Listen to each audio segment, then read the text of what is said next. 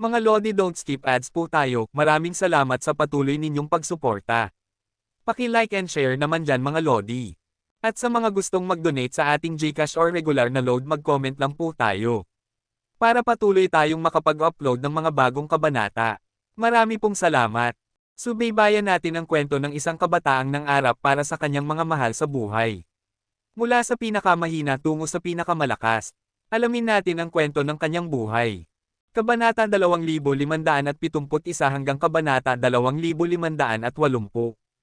Kabanata 2571. Memorisado na ni Hansen ang kasanayang crystal furnace. Pagkatapos, binasag niya ang pader ng kristal at itinapon ang mga pira-piraso nito sa naglalagablab na dagat. Bagamat hindi siya pinigilan ng Diyos na buwaya na gumalaw kung saan man, alam ni Hansen na ang isang makapangyarihang nilalang tulad nito ay kayang kontrolin ang buong kuta. Kung gagawa siya ng kahit anong kahinahinalang bagay, gaya ng pagbubukas ng core area hall, agad siyang mapipigilan. Kaya hindi nagtangkang tumakas si Hansen. Sa halip, nagtatrabaho siya ng maayos, naglilinis, nagwawalis, na parang galing sa marangal na lahi ng mga janitor. Ang mga crystallizer ay lahing nakatutok sa teknolohiya. Sa kasamaang palad, kaunti lamang ang matutunto ni Hansen sa mga ito. Maraming kagamitan sa paligid, pero wala siyang alam kung paano gamitin ang mga ito. Malamang, karamihan sa mga makina ay sirang-sira na rin. Habang patuloy siyang nabibigo sa paghahanap ng anumang kapaki-pakinabang, nawala na rin ng gana si Hansen sa paglilinis. Sinubukan niyang ilabas ang iba't ibang bagay para makuha ang interes ng maliit na Diyos na buwaya, pero wala itong pinansin kahit isa. Malinaw na wala siyang ideya kung ano ang gusto nito. Patuloy sina Exquisite at Likir sa pagtangkang tumakas, pero palaging bigo. Mas nagmamadali pa silang makaalis kaysa kay Hansen. Subalit sa tuwing susubukan nilang tumakas, kinokontrol ng Diyos na buwaya ang grabidad at hinahatak pabalik. Hindi rin sila makapag-teleport. Isang araw, habang naglilinis si Hansen sa isang gumuho ng silid, may nakita siyang mesa. Ano ito? Wasak ang mesa at mga kasangkapan ng silid. Putol ang mesa sa gitna at sira lahat ng apat na paan nito. Pero may isang drawer sa ilalim na hindi na-damage. Dahil basag na ang mesa, nakaangat ang drawer. Nang kinapa ito ni Hansen, may nakita siyang kahon. Kahoy ang kahon, isang bagay na bihirang makita sa teritoryo ng mga crystallizer. Binuksan ito ni Hansen at nakita niya ang isang pares ng salamin. Para itong sunglasses, astig ang dating, at ang salamin ay itim na parang uling. Hindi ito mukhang malinaw o see-through. Ano kayang kakaibang gamit nito? Para ba ito sa bulag? Bulong ni Hansen habang nilalaro ito. Wala siyang nakitang kakaiba, kaya sinuot niya na lang. Pagkasuot ni Hansen, naging malinaw na parang kristal ang dating maitim na salamin. Hindi lang basta malinaw, mas malinaw pa kaysa kristal. Habang tumitingin si Hansen sa paligid, para bang wala siyang suot. Maya-maya'y lumabas ang maraming data sa screen ng salamin. Ang mga numero'y dumaan ng mabilis, at narinig ni Hansen ang isang boses, parang galing sa salamin pero diretso sa kanyang tenga. System scanning, genes confirmed, crystallizer identity confirmed, crystal furnace data opened. Duda si Hansen na isa itong high-tech na kagamitan dahil kaya nitong i-scan ang genes. Pero matapos tumahimik ang boses, wala siyang naramdamang kakaiba. Nawala ang mga ilaw at numero sa salamin. Wala nang nangyaring iba. Oy, nandyan ka pa ba? Tanong ni Hansen sa salamin. Pakiusap, huwag magtanong ng mga walang kwentang tanong. Ang crystal furnace ay may katalinuhan. Pakialay ng sarili mo sa intelihent at iwasan ang mga walang saysay na mensahe. Sayang sa enerhiya iyon. Narinig ni Hansen ang boses ng direkta sa utak niya, at napabuntong hininga siya. Isang pares ng salamin ang hindi siya gusto. So, bungad ni Hansen, pero pinili niyang tumahimik muna. Nag-isip siya kung ano ang dapat itanong. Sa huli, sinabi niya, Crystal Furnace ang pangalan mo, di ba? Ano ang kaya mong gawin? Ako si ZXT27 Crystal Furnace Database. Naka-assign ako sa pagpapalaki ng mga bata, sagot ng salamin. ZX? Ano? Tatawagan na lang kitang glasses. At anong ibig mong sabihin sa pagpapalaki ng mga bata? Tanong ni Hansen. Dinisenyo ako upang tumulong sa malusog na paglaki ng mga sanggol, sagot ni Glasses. Mas specific na, ano ba talaga ang kaya mong gawin para sa mga bata? Tanong ni Hansen. Ang pangunahing serbisyo ko ay kolektahin at suriin ang data ng isang tao gamit ang Crystal Furnace Database. Pero hindi nakatulong ang paliwanag na iyon kay Hansen. Mukhang hindi ganoon katalino si Glasses. Marahil ay naramdaman ni Glasses ang iniisip ni Hansen. Ang ZXT27 Crystal Furnace Database ay pinakamataas na teknolohiya ng mga crystallizer.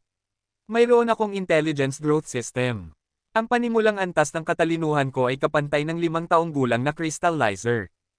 Magaling na rin, sabi ni Hansen, pero hindi pa rin niya moari kung anong silbi ng salamin. Habang iniisip ni Hansen kung paano pa i-interviewin si Glasses, nakita niyang papalapit si Exquisite mula sa swimming pool. Napakunot ang noo ni Hansen. Gumamit siya ng isip at nagtanong kay Glasses, may X-ray vision ka ba? Yung kayang makita sa loob ng pader o damit. Naalala ni Hansen na may ganitong function daw ang ibang salamin sa mga nobela. Mayroon siyang Dunction aura, pero hindi iyon panghubad. Kung meron si Glasses ng ganon, ayos na rin. Ang paninilip ay labag sa batas ng crystallizer, Artikulo 16,221. Ang paglabag ay maaaring magresulta sa pagkakakulong ng 5 hanggang 10 taon. Ang ZXT27 ay AI para sa mga bata, kaya walang ganoong function. Kailangan mo ng professional worker allowance card para ma-activate ang ganoong gamit sa iyong Crystal Furnace database. Napakabait pala ng mga crystallizer, bulong ni Hansen habang napapailing. Anong kaya mong gawin? Ipakita mo, sabi ni Hansen sa huli. Pumili ng target, sagot ng salamin.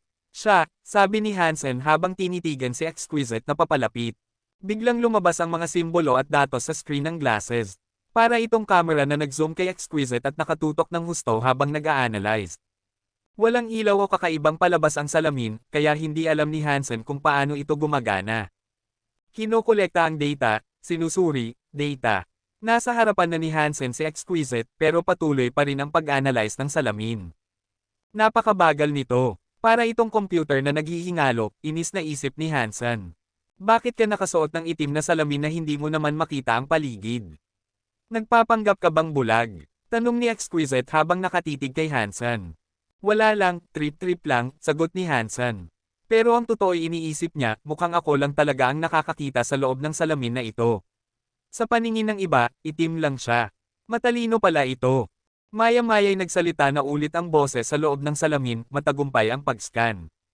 Ang data ay na-analyze na. Tiningnan ni Hansen ang imahe ni Exquisite at ang mga datos sa screen. May ulat din na lumabas. Target, very high female, nabigla si Hansen sa unang linyang nabasa niya. Gitling-gitling-gitling. Kung gusto mong ipagpatuloy ko sa susunod na kabanata o gawing comics o motion manga ang eksenang ito, sabihin mo lang. Kabanata 2572. Hindi ba't nagkakamali ka? Hindi ba't isa siya sa mga sky? Bakit sinasabi mong isa siya sa mga very high? Tanong ni Hansen kay Glasses sa kanyang isipan. Pinipigilan niya ang kanyang pagkabigla habang binabasa ang ulat. Target, babaeng very high. Gene age calculation, 23 taon. Antas ng Gene, 9th tier king. Gene potential, 5 bituin. Mayroong maraming datos tungkol sa lahing very high ang Crystal Furnace database. Batay sa genes ng target, tumutugma ito sa very high profile ng 87.675%. Ang genes na nauugnay sa Sky ay 0.3% lamang ng kanyang anyo. Ang posibilidad na siya ay miyembro ng very high ay 99.99%, sagot ni Glasses. Naniniwala si Hansen. Alam na rin naman niyang si Exquisite ay isang 9th tier king, kaya't hindi walang saysay ang sinasabi ni Glasses. Tama. Kaya pala hindi ko narinig sina Leakier at Exquisite sa Sky Palace, dahil hindi pala talaga sila Sky, pagtatanto ni Hansen. Yung Gene potential. Ano ang ibig sabihin nun? Ilang bituin ang pinakamatataas na posibleng makuha? Tanong ni Hansen. Ang Gene potential ay tumutukoy sa antas ng pag-unlad na maaaring marating ng isang nilalang. Ayon sa Crystal Furnace database, mayroong kabuoang 10 bituin, paliwanag ni Glasses. Imposible. 10 ang kabuuan tapos ang isang very high ay 5 lang. Ang tanong ni Hansen, dahil ang very high ay kabilang sa pinakamakapangyarihang lahi sa universo. Kahit hindi sila ang may pinakamatataas na genes, hindi dapat ganito kababa. Anong ginagawa mo dito, nakatayo lang? Tanong ni Exquisite habang nakakunot ang noo. Nakatitig lang si Hansen sa kanya. Wala naman. Iniisip ko lang kung paano tayo makakaalis dito, sagot ni Hansen. May naisip ka ba? Tanong ni Exquisite. Wala pa. Umiling si Hansen. Kung ganoon, maghintay na lang tayo ng saklolo. Matagal na rin tayong nawawala. Malamang naghahanap na sila ng paraan para iligtas tayo, sabi ni Exquisite bago umalis. Binuksan ni Hansen ang kanyang bibig, gusto sana niyang tanungin kung isa nga ba siya sa Very High, pero kung pinipili niyang huwag itong sabihin, siguradong may dahilan. Naiintindihan niya iyon, lalo na't hindi rin naman niya sinasabi sa iba na isa siyang tao. Kaya pinili niyang manahimik. Para sa isang king, ang 5 bituin ay nangungunang antas. Ang mga deified lang ang nagsisimula sa 6 na bituin, dagdag pa ni Glasses. Ganun ba? Ilan naman ang bituin ko? Tanong ni Hansen, dala ng kuryosidad. Kinokolekta ang data, sinusuri, nagsimula ang proseso, pero mas matagal ito kaysa dati. Hindi matukoy, paulit-ulit ang ulat habang tila walang katapusang pagsusuri. Wala na ring saysay. Tigilan na natin, inis na wika ni Hansen. Nakakainis pakinggan ng hindi matukoy ng paulit-ulit. Tumahimik si Glasses at nawala ang data sa screen. Tama na nga, tingnan ko na lang kung gaano kataas ang ranggo ng malaking Diyos na buwaya at ng maliit, naisip ni Hansen habang bumabagtas patungong swimming pool. Nakita ni Hansen ang malaking Diyos na buwaya na nakahiga pa rin sa upuang pampaaraw habang minamasahe ni Likir ang ulo nito. Kinilabutan si Hansen sa kuryosidad, kaya't si Likir muna ang kanyang sinubukang eye scan. Halos kapareho ng kay Exquisite ang resulta, miyembro rin ng Very High si Likir, may 5 bituin, pero mas bata, 16 lang ayon sa gene calculation ng mga crystallizer. Sa pagkakataong ito, naniniwala na ako, bulong ni Hansen habang tumingin sa malaking Diyos na buwaya. Nakita niyang umiikot ang mga icon sa screen habang nangongolekta ng data, pero walang resulta agad. Imposible namang hindi mo ma-analyze yan, reklamo ni Hansen. Pero maya-maya, lumabas na rin ang data. Target, babaeng Gravity Crocodile God. Gene age calculation, 1.365 bilyong taon. Gene level, transmutation deified. Gene potential, 7 bituin. Napaka-inaccurate naman nito. Deified na ng transmutation rank pero 7 bituin lang ang potensyal. Duda ni Hansen. Ang genes ng Gravity Crocodile God ay may 4 na bituin lamang. May limitasyon sa maaaring marating nitong rank. Kahit baguhin pa, hanggang 7 bituin lang ang mararating nito. Hindi kailanman makaaabot sa tunay na pagka-deified. Kung walang gene mutation, isa sa bawat bilyon lang ang makaaabot sa larva class, paliwanag ni Glasses. Talaga, may sapat kang datos ng mga deified para ikumpara. Tanong ni Hansen, puno ng duda. Ito ay batay sa paghahambing ng mga sample mula sa iba't ibang deified creatures. Ayon sa database, kung wala kang 9 na bituin, hindi ka kailanman magiging tunay na Diyos, sagot ni Glasses. Tiningnan ni Hansen ang maliit na Diyos na buwaya na may halong hinala. Humandar ulit ang Glasses, at umiikot ang mga simbolo. Maya-maya pa, lumabas na ang resulta. Target, lalaking Gravity Crocodile God. Gene age calculation, 1 buwan, 7 araw. Gene level, primitive deified. Gene potential, 9 na bituin. P** tang ina. Gravity Crocodile God ito. Paanong 9 ang bituin nito? Gulat na tanong ni Hansen. Ang Gravity Crocodile God na ito ay isinilang bilang deified. Nagkaroon ng mutation ng genes nito na mas mainam kaysa sa ina. Ayon sa gene match, sila ay mag-ina, paliwanag ni Glasses. Talaga bang may potensyal ang munting buwaya na ito na maging tunay na Diyos? Bulong ni Hansen habang nagninangas ang mga mata. Napansin ng maliit na Diyos na buwaya na nakatitig sa kanya si Hansen. Kaya tiningnan din nito si Hansen ng may paghamak. Pero abala si Exquisite sa pagsabon ng kanyang mga kaliskis kaya't wala itong ginawa. Ang 9 na bituing deified xenogeneic ay maaaring maging tunay na Diyos, pero hindi ito garantisado, dagdag ni Glasses. Hindi na pinansin ni Hansen si Glasses. Sa halip, nag-isip siya ng paraan para kidnapin ang maliit na Diyos na buwaya. Baka ito na ang pagkakataong mahawakan ng isang magiging tunay na Diyos balang araw. Pero naalala niyang hindi niya maaaring ilabas ang isang core xenogeneic mula rito. Kaya't wala ring saysay ang pagdukot. Matapos pag-isipan ng lahat ng resulta mula sa Glasses, napagpasyahan ni Hansen na pagkatiwalaan ito. Kung crystallizers lang ang gumawa nito, hindi sana nito kayang makakalap ng ganito karaming impormasyon tungkol sa mga deified. Pero ang mga matanda ng crystallizers ay tumulong kay Sacred Leader sa pag-aaral ng The Story of Genes. Sila rin ang kalaunang sum-akop sa mga sanctuaries. Malamang ay may nakuha silang datos mula sa Sacred. Para sa isang nilalang tulad ni Sacred Leader, madali lang para sa kanya ang magtipon ng impormasyon tungkol sa mga deified. Noon, ang Very High at Ancient God ay mas mababa sa kanya. Ang mga Extreme King ay lingkod lamang niya. Kung gugustuhin niyang kolektahin ang gene data ng sinuman, walang aayaw sa kanya. Hindi naman kailangan ng pagkamatay ng mga deified para makuha ang gene data. Isang buhok o kaunting sample ng DNA ay sapat na. Kung hihingi si Sacred Leader ng hibla ng buhok, sinong magtatanggi? Ngayon, ang tanging gusto ni Hansen ay makauwi at subukan ito sa anak niyang si Linger. Gusto niyang malaman kung gaano kataas ang gene potential nito. Pero habang hawak pa siya ng malaking at maliit na Diyos na buwaya, hindi pa siya makakaalis. Kaya't maghihintay muna siya. Patuloy lang siya sa paglilinis ng fortress, baka may iba pa siyang matuklasan. Ang glasses ay pang-scan, pang-analysis, at pang-kumpara lamang, wala nang iba. Kabanata 2573. Ilang araw pang naghanap si Hansen, pero wala siyang nahanap na mahalagang bagay.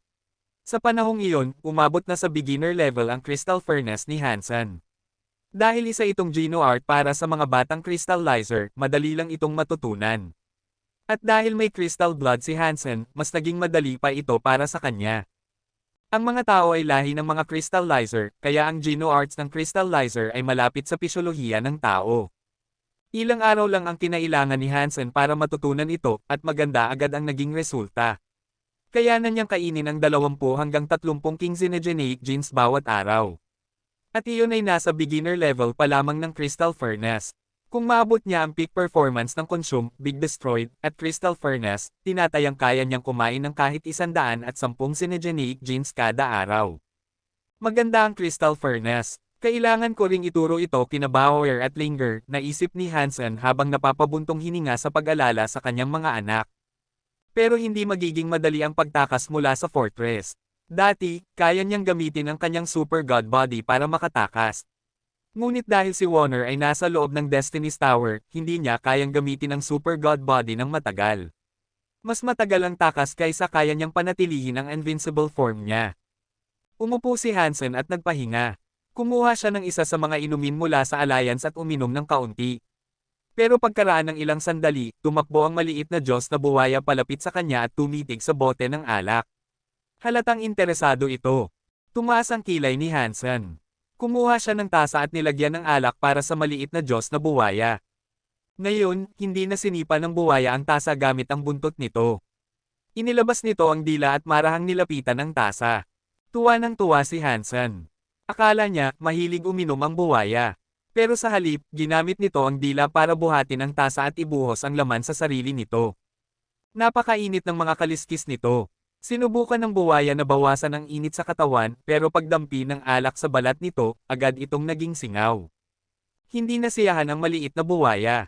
Kinuha nito ang buong bote gamit ang dila at ibinuhos sa sarili. Habang pinapanood ang mahal na alak na nagsisingaw, parang tinusok ang puso ni Hansen. Ang alak na iyon ay inihanda pa ni Jianran para sa kanya. 100 taong gulang na ito, at hindi na mabibili kahit saan. Napakabihira nito. Pero mukhang tuwang-tuwa ang maliit na Diyos na buwaya, at amoy alak na ito. Umingit ito na parang may tinatanong, habang nagluluksa si Hansen sa pagkawala ng kanyang alak. Gusto pala nitong buwaya ng higit pa. Wala na akong alak, pero kung gusto mo, pwede akong bumalik at kumuha ulit, alok ni Hansen. Tumango ang maliit na nilalang at umungol, parang nagmamadali pa siyang paalisan. Talaga bang papayagan mo akong umalis? Kung totoo yan, aalis na ako. Hindi makapaniwala si Hansen na papayagan siyang basta na lang umalis. Kapag umalis ka mula sa core area, babalik ka sa parehong lugar kung saan ka galing. Maliban na lang kung hindi ka na muling papasok.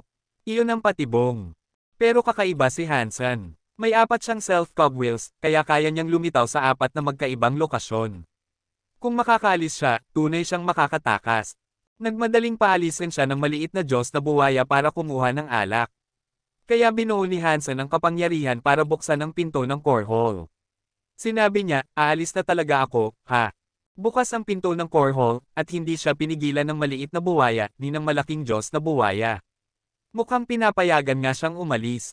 Tuwa ang bumalot kay Hansen. Hindi niya inakalang makakaalis siya ng ganoon kadali. Kaya agad siyang tumawid sa pinto. At sa wakas, nakalabas na si Hansen mula sa core area. Bumalik siya sa White Whale ng ligtas. Napakakinis ng paglabas niya, halos hindi siya makapaniwala. Papa, ang tagal mong nawala. Sa susunod, isama mo naman ako. Sabik na sigaw ni Bauer habang yamakap sa kanya.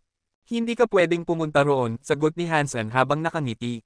Hindi siya pwedeng magsama ng tao o hayop papunta roon.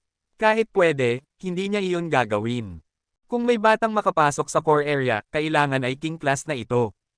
At kapag may nakitang batang king, tiyak na magwawala ang mga tao. Nang makita niya ang ngiti ni Bauer, uminit ang puso ni Hansen. Ginamit niya si glasses para suriin ang genes ni Bauer. Hindi niya gustong malaman kung gaano kataas ang potensyal nito, gusto niya malaman kung anong lahi talaga si Bauer. Isang misteryo ang pinagmulan ng lahi nito, kaya't baka si glasses ang sagot. Human ang data scan sa mga salamin. Ilang minuto ang lumipas, paulit-ulit ang analysis. Nakaramdam na ng kaba si Hansen. Kulang sa data, hindi masuri, nabigo si Hansen sa narinig. Pero kahit ano pa ang lahi ni Bauer, hindi iyon mahalaga para kay Hansen. Sa kanya, anak pa rin niya ito. Handa na sanang ihinto ni Hansen ang pagsusuri pero bigla siyang nakarinig ng boses. Analysis complete. Ang genes ay hindi matatag. Gene level, hindi matukoy. Gene potential, hindi matukoy. Ikaw ang magulang niya. Ulol. Para talaga sa mga bata itong salamin. Walang kwenta, asar ni Hansen. Matapos ang kalahating araw ng paghihintay, iyon lang ang resulta. Ginamit ni Hansen si glasses para suriin ang lahat ng nasa White Whale. Maliban kina Elysian Moon at Gu Qingcheng na mula sa sanctuaries, ang iba ay nasuri ng maayos at detalyado. Pareho ang resulta ni na Elysian Moon at Gu Qingcheng kay Hansen, hindi matatag ang genes, kaya't hindi masuri. Sinubukan din ni Hansen suriin ang maliit na pulang ibon. Wala siyang masyadong inaasahan pero may lumabas na nakakagulat. Target, Phoenix, 51%, at Fishbird, 49%, babae. Gene class, original deified. Gene potential, 10 bituin. Napakaraming detalyeng lumabas sa pagsusuri, at labis na namangha si Hansen. Hindi niya inakalang ganoon kalakas ang dugo ng maliit na ibon. Ang 10 bituing gene potential ay halos garantisadong magiging tunay na Diyos ito. Ganoon ba kalakas ang dugo nito? Tanong ni Hansen kay Glasses. Sumagot si Glasses, ang Phoenix at Fishbird ay tunay na mga Diyos. May dugo ito ng pareho. Bagamat mabagal ang paglaki nito, mataas ang tiyansa nitong maging tunay na Diyos. Halos walang posibilidad na mabaigo, pero kailangan nito ng napakaraming materyales upang makamit iyon. Mas mataas ang tiyansa nito kaysa sa purong Phoenix o Fishbird. Pagkarinig ni Hansen, napapikit siya sa pagod. Matagal na niyang inaalagaan ang maliit na pulang ibon, at ngayon alam niyang kakailanganin pa niyang mag-ipon ng mas maraming resources para rito sa hinaharap. Tiningnan niya ang iba pang sakay ng White Whale at siniguradong tama ang impormasyong lumabas. Pagkatapos, tiningnan niya si Warner na natutulog sa loob ng Destiny's Tower. Mas matagal nagproseso si Glasses sa kanya kaysa sa maliit na pulang ibon. Ngunit isang salita lamang ang lumabas. Sacred. Wala nang iba pang detalye. Tanging ang pangalan ng lahi lang ang lumabas, walang karagdagang impormasyon o paliwanag. Kabanata 2574. Bumalik si Hansen sa kanyang tahanan sa Alliance. Gusto niyang subukan kay Linger ang glasses upang malaman kung gaano kalaki ang potensyal nito. Pero pagkatapos ng pagsusuri, kinailangan niyang tanggapin na hindi talaga matutukoy ang gene potential ng tao, palaging lumalabas na unstable o hindi matukoy ang mga gene ng isang tao. Pero sa mga nilalang, kaya nitong kalkulahin ang kanilang potential at bloodline. Magaganda ang mga resulta, ang ilan ay umabot ng 5 bituin ang gene potential. Dahil wala pa silang naabot na deified class, 5 bituin lang ang maximum para sa kanila. Kapag naabot na nila ang pagiging deified, pwedeng ulitin ang pagsusuri para sa mas tumpak na resulta. Para bang may malinaw na linyang naghihiwalay sa deified at hindi deified. Kaya pala ayaw sa akin ng mga elite noon. Ngayon ko lang naiintindihan. Ganoon ba talaga ka-unstable ang genes ng tao? Tanong ni Hansen sa sarili. Daddy, yakap, mas malinaw na magsalita si Linger ngayon. Nilalamang siya habang inaabot ang mapuputing kamay. Aking munting baby, halika't halika ni Daddy. Binuhat ni Hansen si Linger at hinalikan ito sa pisngi. Kapag hindi siya nakakulong, umuwi si Hansen araw-araw para makapagpahinga. Pero dahil matagal siyang natrap sa core area, hindi niya agad nakita ang kanyang pamilya. Mabait na bata si Linger, hindi pala iyak. Inalagaan siya ng maayos ng pamilya. Simula nang ipanganak siya, hindi na niya muling ginamit ang kanyang super god spirit. Malaking ginhawa ito kay Hansen. Mapanganib kapag ang isang bata ay may sobrang lakas pero wala pang kontrol dito. Kapag naging emosyonal si Linger, maaaring magbunga ito ng trahedya. Buti na lang at kalmado ang personalidad ni Linger at nagampanan ng pamilya ang pag-aalaga. Walang masamang nangyari habang wala si Hansen. Nais ni Hansen na lumaki si Linger na parang normal na bata. Gusto niyang magkaroon ito ng karaniwang pagkabata, hindi agad maipit sa komplikadong mundo ng matatanda. Gitling gitling gitling. Nagpahinga siya buong gabi sa bahay. Kinaumagahan, kinuha niya ang ilang kahon ng alak at bumalik sa core area. Dahil pinayagan na siyang umalis ng maliit na Diyos na buwaya, malamang ay papayagan din siyang umalis muli sa susunod. Hindi rin nagmamadali si Hansen. Gusto pa niyang maghukay at maghanap pa ng anumang kayamanan sa fortress. Pagdating niya sa core area, nagmadaling lumapit sa kanya ang maliit na Diyos na buwaya. Paulit-ulit itong umuungol na para bang nagrereklamo sa tagal ng pagbabalik ni Hansen. Hinahanap ko ang alak para sa iyo. Mahirap hanapin ang ganitong klaseng inumin. Binuksan ni Hansen ang isang bar aisles ng alak at agad namang kumalat ang nakakanganyong amoy nito. Kumikinang ang mata ng maliit na buwaya. Tumigil ito sa pagrereklamo at lumundag agad sa bar aisles ng alak. Bumulwak ang makapal na singaw mula sa bar aisles at sa isang iglap, ubos na ang alak. Tumalon palabas ang buwaya. Bago pa man mabuksan ni Hansen ang susunod na bar aisles, tumalon na naman ang buwaya papasok. Doon lang napagtanto ni Hansen na hindi iniinom ng buwaya ang alak, ginagawa nitong paligan. Narinig ko na ang mga babae na naliligo sa gatas, pero ito, buwayang naliligo sa alak. Napangiti si Hansen sa tagpo. Dahil sa sobrang init ng kaliskis nito, agad na nagiging singaw ang alak sa tuwing sumasayad ito sa katawan ng buwaya. Ilang bar aisles pa ang naubos ng buwaya. Pagkalabas mula sa huling bar aisles, mahina itong umuungol kay Hansen, parang humihingi pa. Napakabihira ng alak na yan. Matagal ko tong pinag-ipunan. Kung gusto mo pa, kailangan mong maghintay, sabi ni Hansen. Maraming stock si Hansen ng alak. Kaya nga niyang bumili ng buong vineyard. Pero hindi niya pwedeng hayaan na maging spoiled ang maliit na Diyos na buwaya. Kailangan niyang magplano para sa pangmatagalang supply. Kaya araw-araw, nagdadala si Hansen ng 2 hanggang 3 bar aisles para sa buwaya. Sapat para mapasaya ito, pero hindi sapat para masiyahan ito. Hindi na pinagtatrabaho si Hansen. Gusto lang ng buwaya na magdala siya ng alak. Pero patuloy pa rin si Hansen sa paglilinis ng fortress, dahil habang naglilinis siya, malaya siyang maghukay kahit saan, kahit walang utos mula sa Diyos na buwaya. Simula nang makuha niya si Glasses, wala na siyang ibang natagpuan na mahalaga. Nakakainis ang kawalan ng progreso. Isang buwan na siyang naghuhukay pero walang bagong natuklasan. Umabot na sa 9th year ang Jad-eske niya, kaya kahit anong kain niya ng Kingsenegenate Genes, hindi na ito tataas. Kaya lumipat siya ng focus sa Blood Pulse Sutra, at iniwan muna ang The Story of Genes bilang huli niyang i-level up.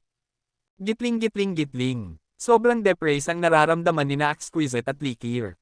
Nakikita nilang malaya si Hansen na parang nasa sarili niyang bakuran. Gusto rin nilang umalis, pero kahit anong pakiusap nila sa 2 Diyos na buwaya, hindi sila pinapayagang lumabas. Sinubukan din nilang gamitin ang pagkuha ng alak bilang dahilan, pero wala silang epekto. Hindi interesado ang buwaya sa inaalok nila. Kaya mas lalong nalungkot ang dalawa. Hindi alam ni Hansen kung bakit iba ang trato sa kanya ng mga Diyos na buwaya kumpara sa dalawa, pero para sa kanya, ayos lang iyon. Mas maganda pa nga. Kapag nakalaya ang dalawa, baka maging istorbo pa sila. Hindi naman pala espesyal ang mga very high. Hindi nga nila kaya ang isang transmutation deified. Mas mababa pa sila sa ancient god, bulong ni Hansen sa isip. Pero totoo, iniisip lang iyon ni Hansen dahil hindi pa niya lubos na uunawaan ang tunay na lakas ng very high. Hindi lang sa pakikipaglaban umiikot ang kanilang kakayahan. Mayroon silang halos walang hanggang resources. Kapag nabuhay sila ng matagal, kaya nilang maging butterfly ng madali, mas higit pa sa karamihan ng lahi. Habang patuloy ang walang kabuluhang paghuhukay ni Hansen, ang tanging napala niya ay gawing lasinggero ang Diyos na buwaya. Binigyan niya ito araw-araw ng alak, pero hindi ito iniinom, ginagamit lang nito bilang pampaligo. Nasasaktan ng damdamin ni Hansen habang pinapanood na nasasayang ang mga bihirang alak. Kahit gaano siya kay Oman, masakit pa ring makita ang ganoong pag-aaksaya. Sinuyod na ni Hansen ang buong fortress, pero wala siyang nakita. Hindi niya nahanap ang katawan kung saan nanggaling ang misteryosong braso, tila ang braso lang talaga ang naiwan. Mukhang kailangan ko na talagang maghanap ng paraan para makaalis dito. Hindi siya interesado na maging tagapagdala ng alak habang buhay. Lady Exquisite, hindi ba sabi mo ay ililigtas kayo ng mga elder ninyo? Kailan sila darating? Tanong ni Hansen sa dalawa. Hindi ko alam. Baka abutin ng 2 o 3 buwan o ilang taon, sagot ni Exquisite. Ha, ganoon ba katagal? Gulat na sabi ni Hansen. Hindi na sumagot si Exquisite. Sa katunayan, may mga self spells ang mga very high sa kanilang katawan. Kapag sila'y nasugatan o nanganganib, automatikong i-activate ito. Kapag sila'y namatay, sisira ang self-spell, at malalaman ng iba na may nangyari. Pero dahil walang kapahamakan kina Exquisite at Likir, hindi i-activate ang spell. Kaya walang paraan ang mga tao ng very high para malaman na nawawala ang dalawa. Pagtagal, mapapansin din ang pagkawala nila. Alam naman ng kanilang lahi kung saan sila huling nagpunta. Pero walang makakasiguro kung kailan pa iyon mapapansin. Habang nalulugmok sa kalungkutan ng dalawa, inilatag ni Hansen ang inihaw na gansa, kumakain habang umiinom, at may kaunting prutas din sa gilid. Halatang gusto rin ng dalawa na makikain. Kabanata 2575. Ang mga taga-very high ay hinahangaan ng lahat. Saan man magpunta sina Exquisite at Likir, para silang mga bituin sa langit, laging pinapansin at iginagalang. Kahit ang mga prinsipe at prinsesa ng Extreme King, lubos ang paggalang kapag kaharap nila ang dalawang taga-very high. Itinuturing silang mga VIP, at iniiwasang makasakit o makainsulto. Ngayon, heto na sila, parang mga alipin na pinaglalaroan ng mga buwaya, habang si Dollar, na walang iba kundi si Hansen, ay panay ang kain ng masasarap na pagkain at inom ng mamahaling alak, parang walang pakialam. Ni hindi man lang siya tumutulong o nakikibahagi ng pagkain. Kaunti lang ang pagkaing dala ni Exquisite at Likir. Dahil may dala silang God's Wonder at kaya nilang gumamit ng Galaxy Teleport, hindi na nila naisip ang magbaon ng pagkain. Pero naubos na ang mga ito, at wala nang makukuhang bago sa lugar na iyon. Maaaring tumagal pa sila ng 2 o 3 buwan gamit ang enerhiyang nakaimbak sa katawan nila, pero hindi nila mapigil ang maghanap ng tunay na pagkain, likas na bahagi ito ng kanilang pagkatao. Medyo mas matatag si Exquisite. Dahil matagal na niyang pinagsanayan ang very high sense, mataas ang kanyang forget love, isang disiplina na nagpapalaya sa isang nilalang mula sa makamundong pagnanasa. Pero si Likir, halatang hirap na hirap. Hindi niya mapigil ang pananabik sa pagkain. Dollar, maari mo ba kaming bentahan ng pagkain? Pakiusap ni Likir habang kinakagat ang kanyang labi. Oo naman. Anong gusto ninyo, inihaw na manok o inihaw na gansa? Pritong baboy o inihaw na tupa? Gusto mo ba ng lumilipad o lumalangoy? Kumpleto ako, lahat meron, sagot ni Hansen na may ngiting mapang asar. Huwag na nating gawing komplikado. Kaunting prutas lang ay ayos na, sagot ni Likir habang nakatitig sa plato ni Hansen na puno ng mapatas na peach. Ang mga taga-very high ay parang halo ng tao at sky. Marunong silang pumatay kung kinakailangan, pero ayaw nilang pumatay ng walang dahilan. Ayaw rin nilang mag-aksaya ng buhay. Bagamat mabango at masarap ang inihaw ni Hansen, kaunti lang naman ang enerhiya nitong maibibigay. Mas mainam pa ang pagkain ng prutas. Sige, isang prutas kapalit ng isang Gino Art. Kinuha ni Hansen ang isang peach na mas malaki pa sa kamao at ngumiti kay Likir. Grabe ka naman. Manggugulo ka na lang kaysa magnakaw ng harap-harapan, gulat na sigaw ni Likir. Hindi siya makapaniwala sa narinig. Ang peach ay bunga lang ng xenogeneic plant, at hindi naman high level. Malamang, Baron level lang ito. Ang palitan ito ng isang Gino Art ay sobrang lugi, parang pangungutong sa liwanag ng araw. Wala namang may pilit sayo. Ikaw ang nag-alok ng trade, sabay kagat ni Hansen sa peach. Damaloy ang katas at kumalat ang mabangong aroma. Sige na nga, isang sanga ng bunga kapalit ng isang Gino Art. Kinagat ni Likir ang kanyang labi. Marami kaming Gino Art sa very high. Alam ko ang napakarami. Bibigyan ko siya ng kung ano-ano. Uubusin ko lahat ng prutas niya. Sandali lang. May kondisyon ako. Dapat hindi ko pa natutunan ang Gino Art na ibibigay mo, dagdag ni Hansen. Isa talaga siyang tuso. Niloloko niya sina Exquisite at Likir nang walang bahid ng konsensya. Noong akala niya ay taga-sky sila, handa siyang tumulong. Pero nang malaman niyang taga-very high pala, nag-iba ang tingin niya sa kanila. Alam niyang walang taga-very high na kailangan ng tulong para lang patayin ang isang bronze tripod o deified xenogeneic. Malinaw na may tinatago ang dalawa. Kung may lihim silang agenda, wala nang dahilan si Hansen para maging mabait. Kung hindi niya nalaman ang tunay nilang pagkatao, malamang ibinigay na lang niya ang prutas ng libre. Wala namang halaga sa kanya ang mga iyon. Paano ko malalaman kung natutunan mo na ang isang Geno art? Paano kung hindi mo pala ito kaya? Reklamo ni Likir. Sabihin mo lang ang pangalan at gamit ng Geno art, ako na bahala. Sige, narinig mo na ba ang Dragon Blood Evil Breaker? Iyan ang ipagpapalit ko kapalit ng pitch mo, alok ni Likir. Ang Dragon Blood Evil Breaker ay isang sikreto ng lahing dragon. Hindi ito basta-basta pinapasa sa iba. Pero may espesyal na trito ang Very High, dahil sa mga silkworm nilang dragons, nakuha rin nila ang kaalaman ukol dito. Ang prinsipyo ay pareho sa maraming lahi sa buong Geno Universe. Kahit gaano kalihim ang isang Geno art, wala itong itinatago sa mga taga Very High. Sa kanila, para lang itong bukas na aklat. Tama ang sinabi ni Likir, napakarami niyang alam na Geno arts. Kung gugustuhin niya, kayang-kaya niyang patayin si Hansen gamit ang mga iyon. May batas ang Very High na hindi dapat ituro sa iba ang mga Geno art na kanilang nakolekta. Pero dahil alam niyang magiging silkworm niya si Hansen balang araw, hindi siya gaanong nag-aalala. Gayunpaman, ang mga ibinibigay niya ay mula sa ibang lahi, hindi ang tunay na secret arts ng Very High. Bukod pa roon, ang Dragon Blood Evil Breaker ay nangangailangan ng dugo ng Dragon Race para ma-practice. Kaya't pinili niya iyon, iniisip na hindi ito magagamit ni Hansen at baka mawalan ito ng gana. Sige, tatanggapin ko ang Dragon Blood Evil Breaker. Agad tumango si Hansen at inihagis ang peach. Nakita na niyang gamitin ito ni Dragon 1 at naisip niyang maganda rin ito. Medyo katulad ng saving money. Hindi man niya ito magamit, baka makakuha pa rin siya ng ideya. Gusto mo talagang matutunan ang Dragon Blood Evil Breaker.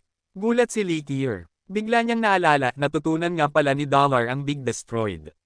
Baka kaya rin niya ito. Naalala niyang may mahigpit na batas sa Very High tungkol sa pagkalat ng mga sagradong Geno art. Kahit marami silang koleksyon, bawal itong basta-bastang ituro sa iba, lalo na ang tulad ng Dragon Blood Evil Breaker, na pagmamayari ng ibang lahi.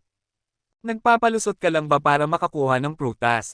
O baka naman hindi mo talaga alam tong Dragon Blood Evil Breaker? Panunokso ni Hansen habang nakangiting tuso. Siyempre alam ko. Pero, naiinis si Likir sa pang-aasar ni Hansen pero hindi niya mapigil ang magdalawang isip. Ipalit mo na, sabay-sabat ni Exquisite. Third sister? Baka hindi ito tama, bulong ni Likir.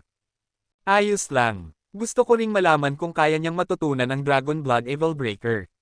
Malalim ang tingin ni Exquisite, may halong interes at pagsusuri.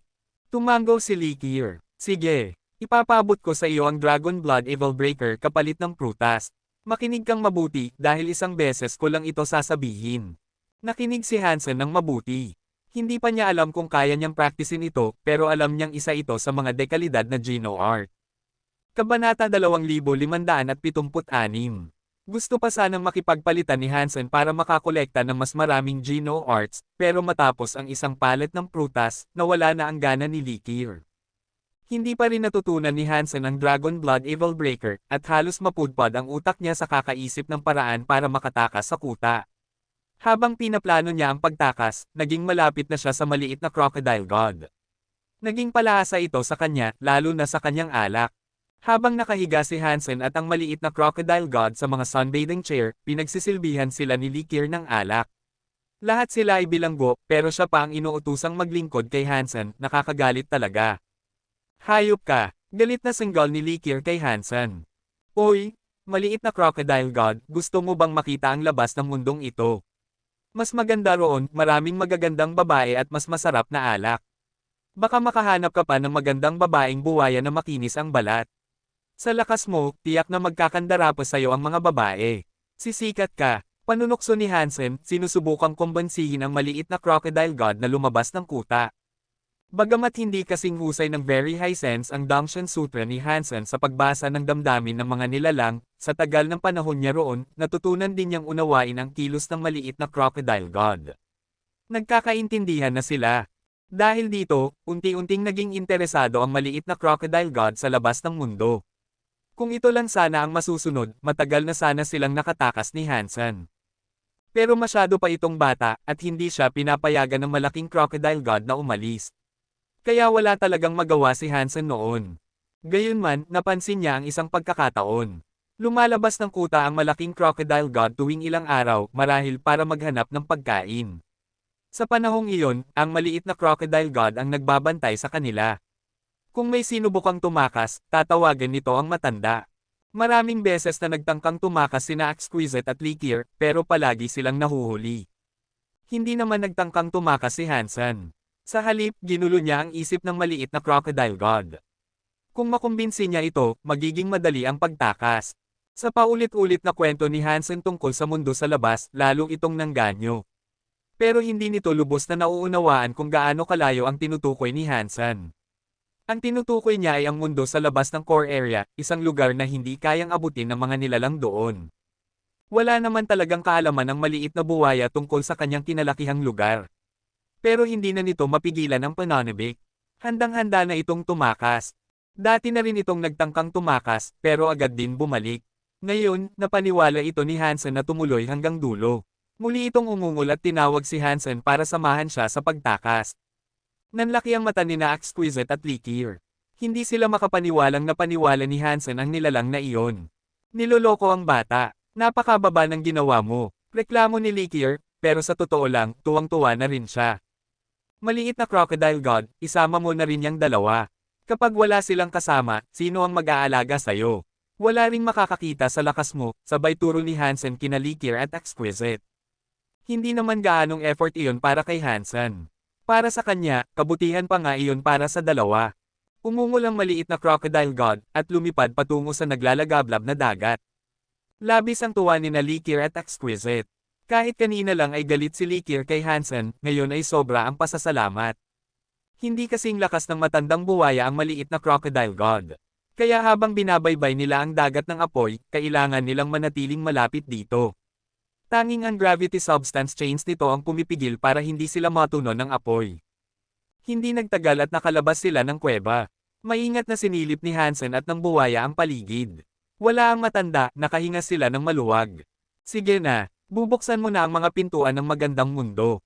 May alak, mga babaeng buwaya, at pagsamba ng maraming lahi. Panunulsol muli ni Hansen habang napapansin niyang tila nagdadalawang isip pa ang maliit na buwaya. Umungol ito sa tuwa, tumalon sa kamay ni Hansen at kumaway-kaway ng mga kuko. Halatang sabik na sabik. Bata pa siya, napakadaling lokohin, bulong ni Hansen, habang tuwang-tuwang lumipad palayo sa planeta. Sumunod agad sina Exquisite at Likir. Mabilis nilang nilisan ang planetang iyon ng mabigat na gravity. Pagkalayo nila, lumitaw ang bronze furnace, tahimik na humuhuni at nagbubuga ng usok. Naghintay lang pala ito sa kanila, ikinalugod ni Hansen ang pagkikita. Akala niya nawala na ito. Ngunit bigla itong itinali ng maliit na crocodile god gamit ang gravity chain. Akala ng buwaya, kalaban ito. Nataranta ang bronze furnace at napaiyak sa takot, akala nito'y dudurugin na siya. Tama na, kapanalig natin yan. Kaibigan natin yan. Mabilis na sigaw ni Hansen. Binitiwan ito ng buwaya, pero dahil nasa ulo pa rin siya ni Hansen, hindi makalapit ang bronze furnace, ni hindi makaalis.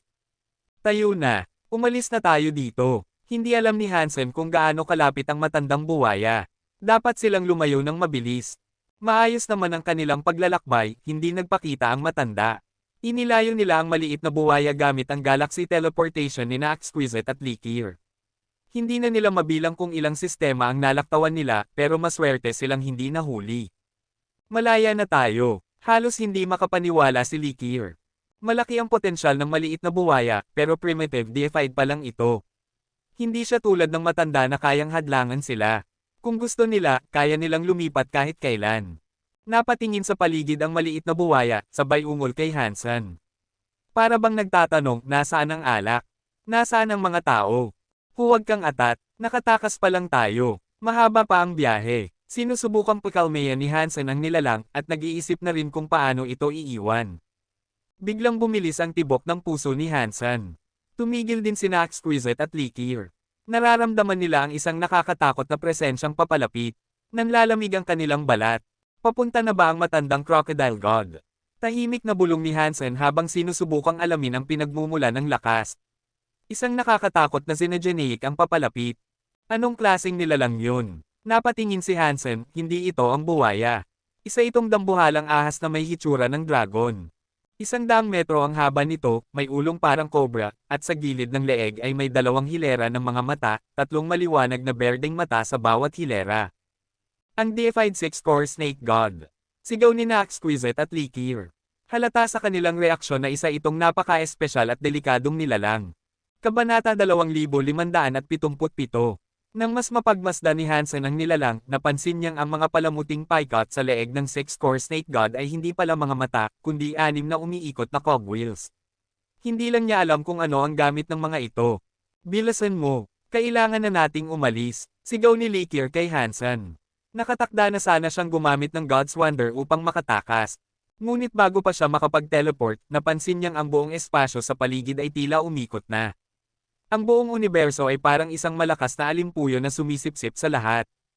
Sinubukan din ni Hansen na mag-teleport, ngunit hindi siya makabiyak ng espasyo. Parang nawalan siya ng koneksyon sa panlabas na mundo.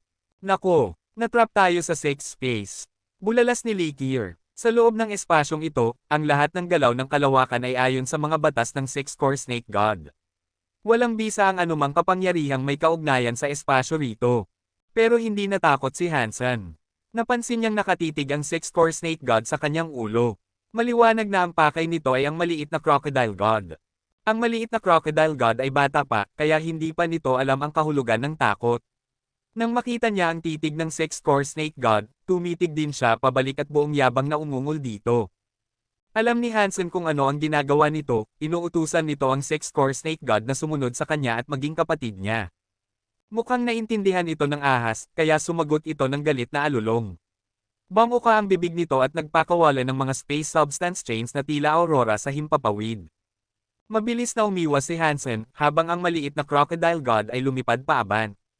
Buong yabang, handa itong harapin ang dambuhalang nilalang. Gusto nitong turuan ito ng leksyon. Walang duda, ito ay bunga ng paulit-ulit na papuri ni Hansen. Palagi niya kasing pinupuri ang maliit na crocodile god, sinasabing siya ang pinakamalakas, isang Diyos na hinahangaan ng lahat. Pinaniwala niyang lahat ng nilalang ay magiging alagad nito. Sa murang isipan ng maliit na crocodile god, ang kanyang ina ang pinakamakapangyarihan sa lahat at siya ang pangalawa. Para sa kanya, walang sino mang dapat lumaban sa kanila. Hindi pa man gaanong nakakalayo si Hansen ay tumigil na siya. Gusto niyang panoorin ang laban ng ahas at buwaya. Tumakbo na tayo. Walang laban ng maliit na buwaya sa six-core snake god. Kailangan na nating umalis bago pa mahuli ang lahat. Sabi ni Exquisite habang lumilipad papunta kay Hansen. Hindi ba katumbas ng isang primitive deified ang lakas ng maliit na crocodile god dito? May mas malakas pa ba sa kanya sa core area? Tanong ni Hansen. Ang six-core snake god ay isa sa pinakamalakas na xenogeneic sa core area, paliwanag ni Likir. Hindi ito kasing lakas ng malaking crocodile god, pero nasa sukdulan ito ng pagiging primitive. Bukod pa riyan, napakalakas ng kapangyarihan nito sa espasyo at may malawak itong karanasan sa pakikipaglaban. Walang laban ng bagong silang na buwaya. Tama agad ang sinabi ni Likir. May malakas na pagsabog at nang lingunin ni Hansen, nakita niyang tinamaan at tumilapon ang maliit na crocodile god. Paulit-ulit itong gamulong sa kalawakan hanggang sa sumalpok ito sa isang planeta na biglang sumabog. Grabe ang lakas, ani Hansen, gulat na gulat. Binuhat niya ang bronze furnace at lumipad palayo. Dahil kontrolado ng ahas ang espasyo, hindi rin sila makagamit ng teleportation. Pati sina Exquisite at Likir ay napilitang lumipad paalis. May kakaibang ingay sa likuran. Napalingon si Hansen at nakita niya ang maliit na crocodile god. Namamaga ang mukha at umiiyak ito ng husto. Umaagos ang mga luha sa maliliit nitong mata. Pasensya ka na, maliit na buwaya. Hindi mo siya kaya. Ako rin hindi. Pero ikaw ay isang deified na nilalang, tumakas ka na lang. Huwag mo kaming sisihin. Bihag mo kami, tandaan mo. Magkaaway tayo, bulong ni Hansen habang lumilipad palayo. Sumunod si Hansen kina Exquisite at Likir, pero may bahagyang kirot sa kanyang puso. Para bang ang tingin ng buwaya sa kanya ay puno ng pagtatampo. Bakit nga ba gustong patayin ng six-core snake god ang maliit na crocodile god? Tanong ni Hansen habang lumilipad. Isa ang six-core snake god sa mga kakaibang core xenogeneic na kayang mag-evolve. Noon, tinatawag pa itong two-core god snake. May 2 cogwheels lang ito noon sa leeg. Sa tuwing nakakakain ito ng deified core gene, nakakapagbuo ito ng bagong cogwheel. Ngayon, 6 na ang mayroon siya, kaya nasa tuktok na ito ng mga primitive deified.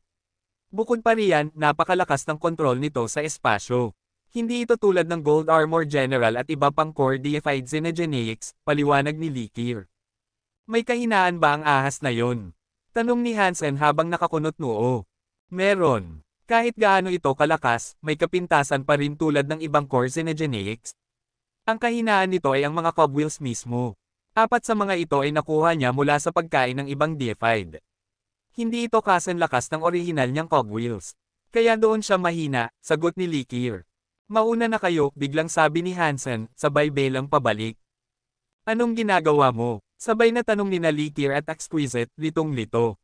Umalis na kayo. Babalik ako para manood, sagot ni Hansen. May kakaibang nararamdaman siya sa kanyang puso, kaya nagpa siya siyang bumalik.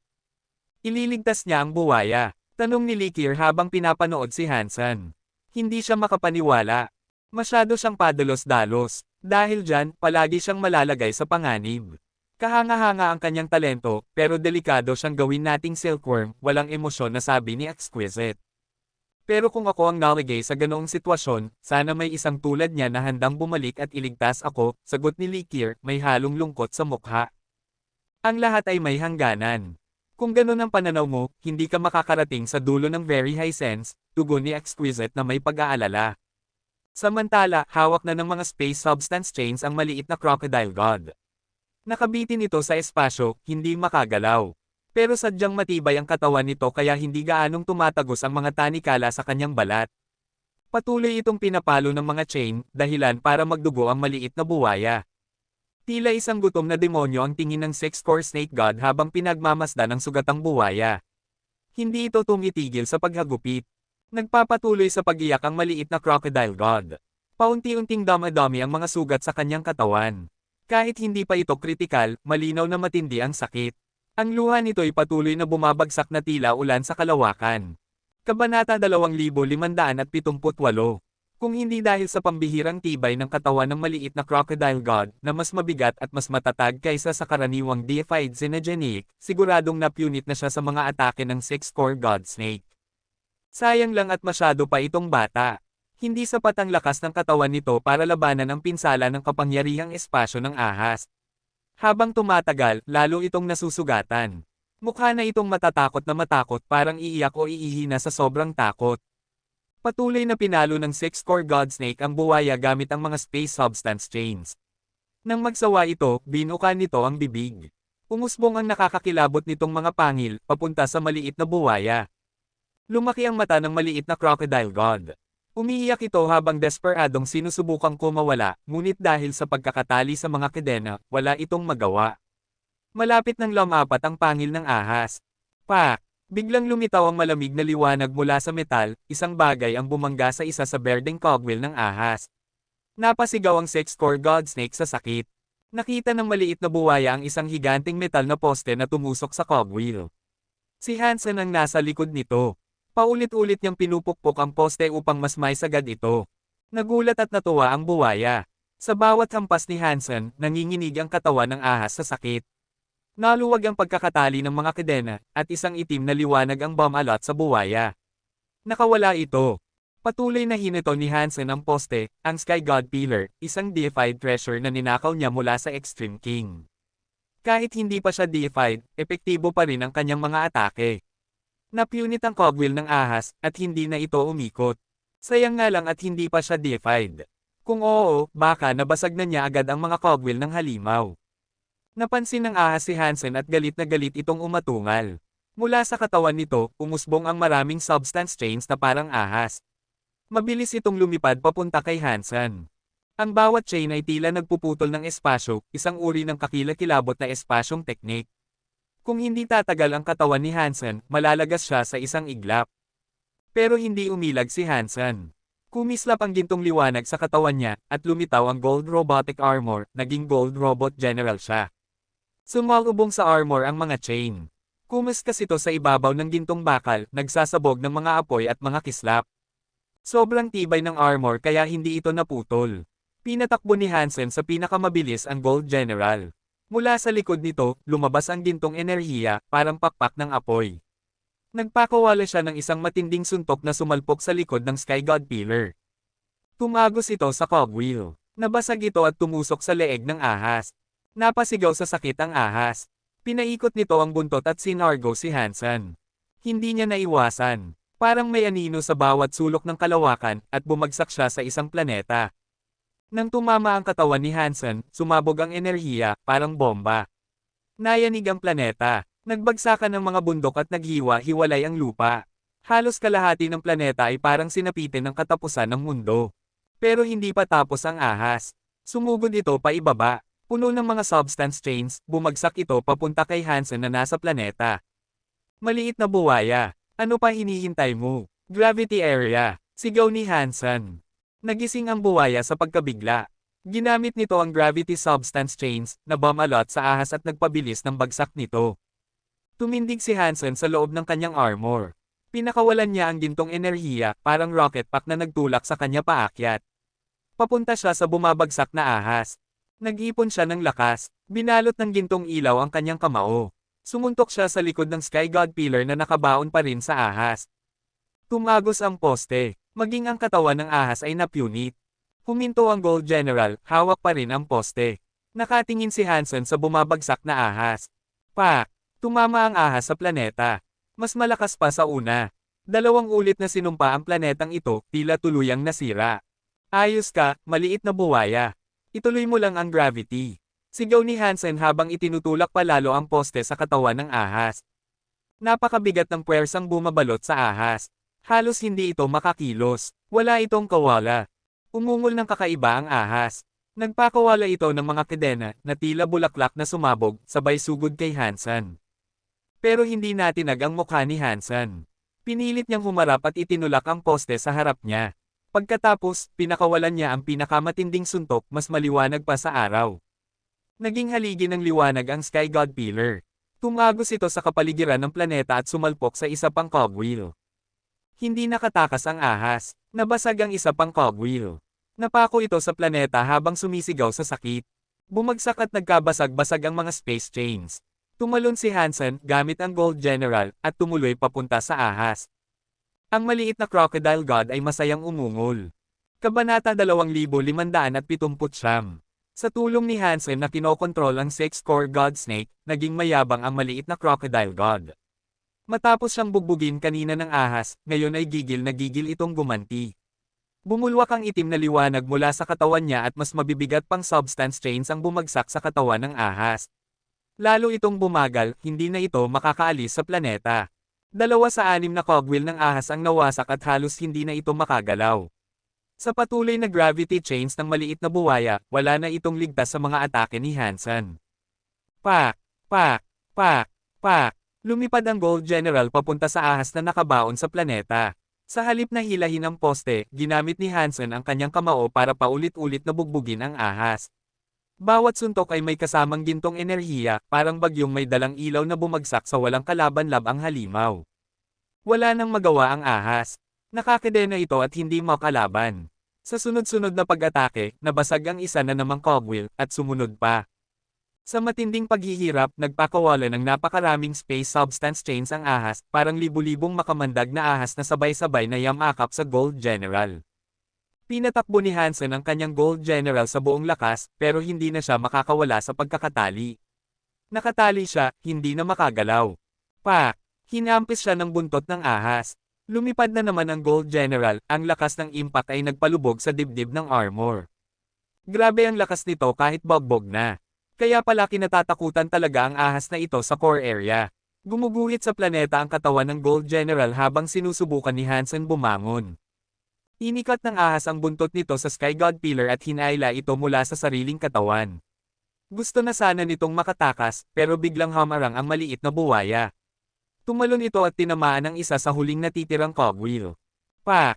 Napunit ang cogwheel. Napasigaw sa sakit ang ahas. Nanginig ang buong katawan nito. Mabilis na iginanti ng ahas ang buntot at pinatalsik ang maliit na buwaya. Napalipad ito parang bola. Kasabay nito, tumaob sa ere ang Sky God Pillar. Muling inagaw ni Hansen ang poste gamit ang Gold General.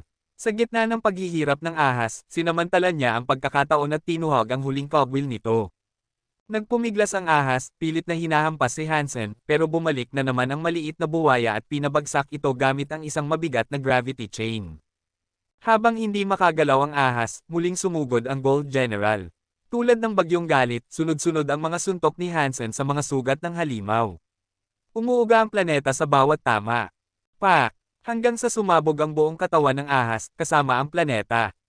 Ang pagsabog ay kumalat sa kalawakan na parang paputok sa langit. Mas mahigit, core deified xenogeneic content, 6-core god snake.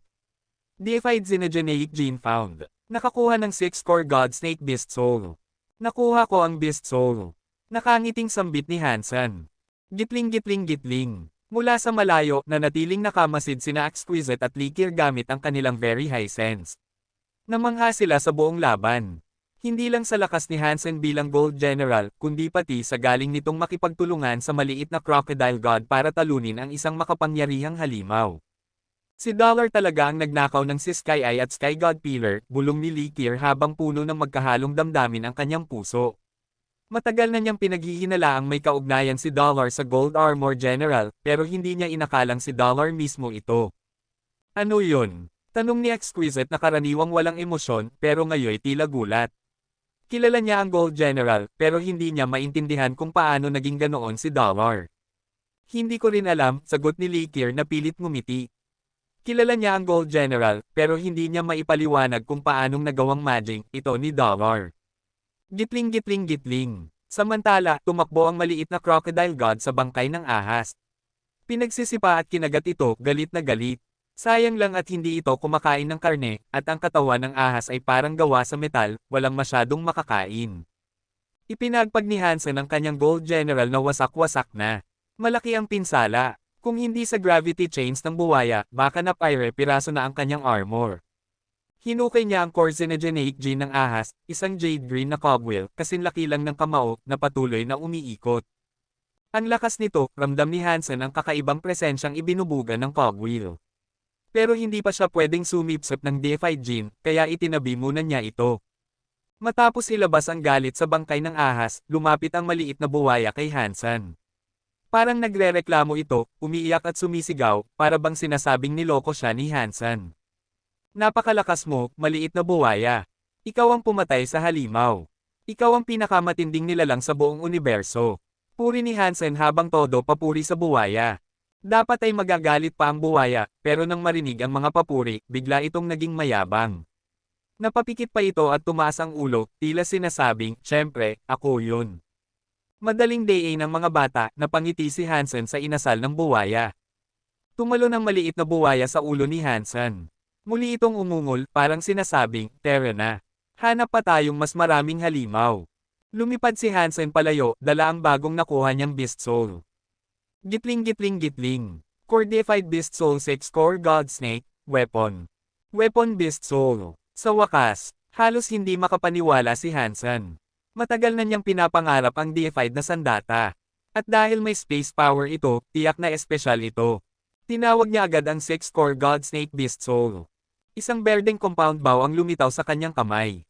Astig ang itsura, may mekanikal na braso at 6 na cogwheel sa disenyo nito. Gawa ito sa malamig na metal. Ramdam mo ang nakakakilabot na enerhiya. May halimuyak ito ng kamatayan. Ang disenyo ay mukhang isang komplikadong makinarya. Nakita pa ni Hansen ang anino ng ahas na kumikislap sa bow. Pana pala ito, gulat na sabi ni Hansen habang nakatitig sa 6-core snake bow. Kabanata 2580. Agad na nagustuhan ni Hansen ang bago niyang pana. Kamakailan lang ay ginamit niya ang wind string ni Autumn Wind, ngunit ito ay may orihinal ng may-ari. Ang sapilitang paggamit doon ay hindi naging komportable. Ngunit ibang-iba ang 6-core snake bow. Hawak niya ito ngayon at walang kahirap-hirap na hinaila ang taling string nito. Umikot ang mga cogwheels habang hinihila niya ang bowstring, at halos walang lakas ang naubos sa kanya. Ngunit ang kapangyarihan na maibubugan nito ay higit pa sa inaasahan niya, mas malakas pa sa wind string. Ramdam ni Hansen ang espasyo na enerhiya na bumabalot sa bow, ngunit hindi pa niya alam kung paano nito eksaktong naaapektuhan ang paggamit ng sandata. Ito ang unang pagkakataong nakakuha si Hansen ng isang deified Beast Soul weapon. Kaya mahirap sukatin ang tunay na lakas nito. Hindi niya balak gamitin agad ito. Iniisip niyang itago ito para sa sarili niyang pagkakakilanlan bilang Hansen at hindi bilang Dollar. Sa katauhan ni Dollar, sapat na ang Gold General upang lumaban sa mga deified. At hindi niya rin naman magagamit ang bow habang naka-Gold General siya. Kaya walang saysay gamitin ito sa anyo ni Dollar. Pero sa totoo lang, perpektong-perpekto ang bow para kay Hansen. Hindi ito naaapektuhan ng Soul Robe ng Peacock King, sa katunayan, mas lalo pa nitong pinalalakas ang bow. Mas ligtas siya dahil dito. Kung magtatangka na naman ang mga Extreme King na habulin ako, pakikainin ko sila ng mga palaso. Ipaparamdam ko sa kanila na may damdamin din ako. Itinabi muna ni Hansen ang 6-core snake bow. Gagamitin niya ito sa tamang panahon. Ginamit niya ang Dungeon area para maitago ang sarili at ang maliit na Crocodile God habang pinag-aaralan niya ang bow. Kahit sina Exquisite at Likir ay hindi na siya maaninag. Hindi rin nila makikita ang bow.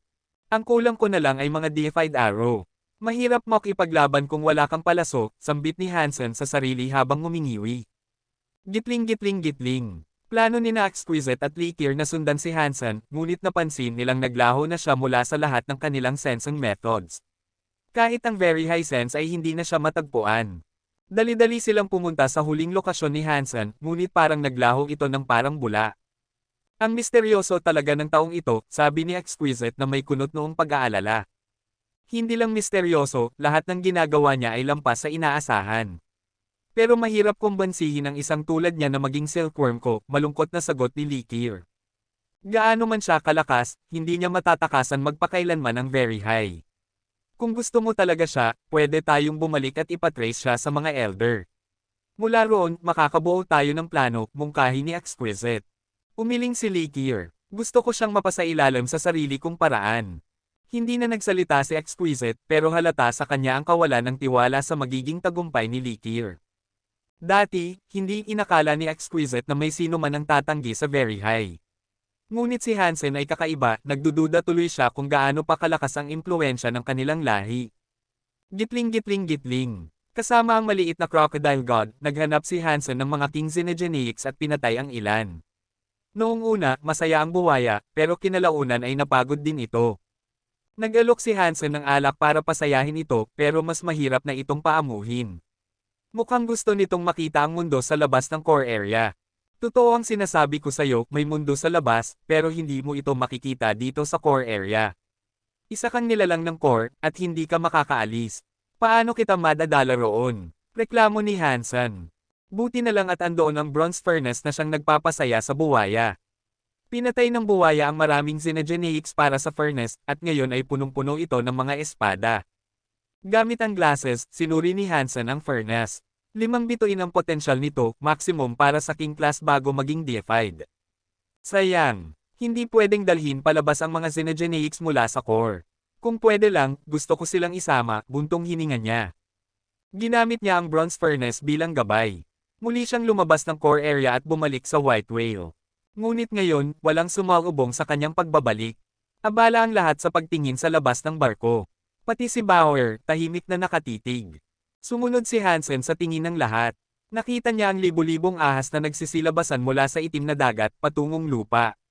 Pilit silang pinipigilan ng puting tigre. Maraming beses na silang nakakita ng ganitong laban, pero ngayon ay masyadong marami ang mga ahas, higit sa dati. Parang peste ng mga balang, sinugod nila ang isla at sinimulang kainin ang mga kabute. Pinapatay sila ng puting tigre, pero hindi nito kayang ubusin lahat. Dumarami ng dumarami ang mga ahas. Patay na, bulalas ni Fang Qingyu. Bakit? Tanong ng isang pirata. Kapag naubos ang mga kabute, magugutom ang puting tigre at baka tayo naman ang lapain. At paano kung kainin din tayo ng mga ahas? Sabay lingon ni Fang Qingyu sa mga kabute sa ulo ng lahat. Napatitig ang mga tao sa isa't isa, nanlamig ang lahat. Kung kabute rin ang hanap ng mga ahas, tiyak na kasunod na target ay sila mismo. At dahil marami sa mga ahas ay king class, imposibleng mapigilan sila. Kung hindi sila mapipigilan ng puting tigre, wala na silang pag-asa. Little Red Bird, tumulong ka na, utos ni Hansen. Kung mapasa kamay ng mga ahas ang isla, magiging malaking perwisyo ito. Ngunit bago pa man makagalaw ang maliit na ibon, isang malakas na hangin ang tumama mula sa itim na dagat. Umalon ang dagat at mula sa gitna ng karagatan ay lumitaw ang isang dambuhalang halimaw.